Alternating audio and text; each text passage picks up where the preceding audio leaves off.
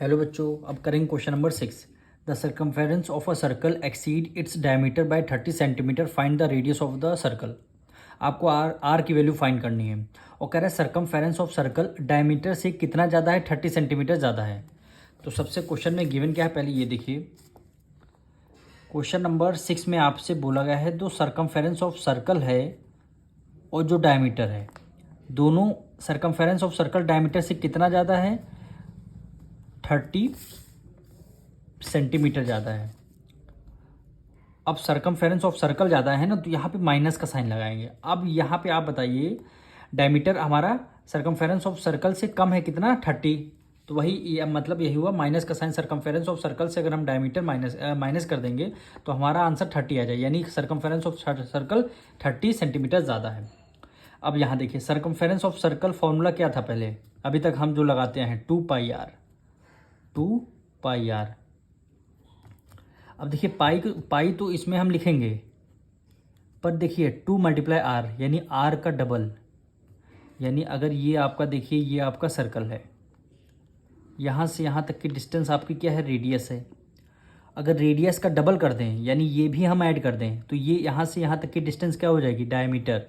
तो हम 2r को क्या लिख सकते हैं, d की लिख सकते हैं।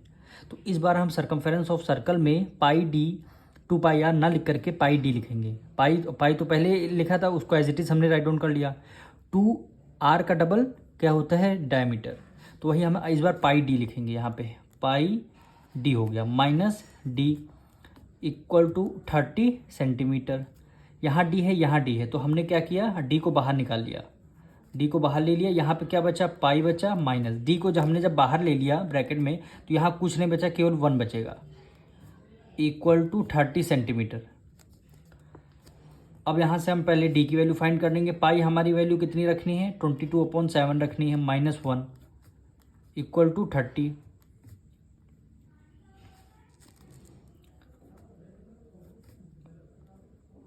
-22 7 की मल्टीप्लाई 1 से करेंगे, 7 × 7/7 हो गया, इक्वल टू 30 सेंटीमीटर।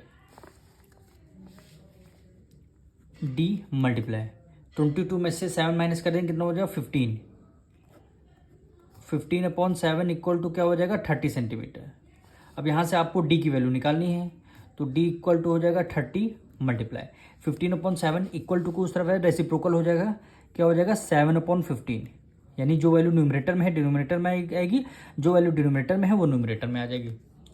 15 × 15, 15 × 30। अब यानी d की वैल्यू आपकी क्या आ जाएगी, 7 × 14, 14 सेंटीमीटर। ये क्या आ गई, आपकी d की वैल्यू आ गई। अब क्वेश्चन में क्या बोला गया था आपसे फाइंड करने के लिए, क्वेश्चन में आपको रेडियस फाइंड करना था। अब जब d की वैल्यू आ चुकी है हमारी, यहाँ से यहाँ तक की डिस्टेंस हमारी d की वैल्यू आ चुकी है, और निकालना क्या, रेडियस। तो हम d का रेडियस क्या होता है, d/2, यानी यहाँ पे लिख देते हैं रेडियस हमारा क्या हो जाएगा, d/2, यानी डायमीटर का हाफ कर देंगे। डायमीटर हमारा 14 है, डिवाइडेड बाय 2, तो ये क्या हो जाएगा, 7 सेंटीमीटर।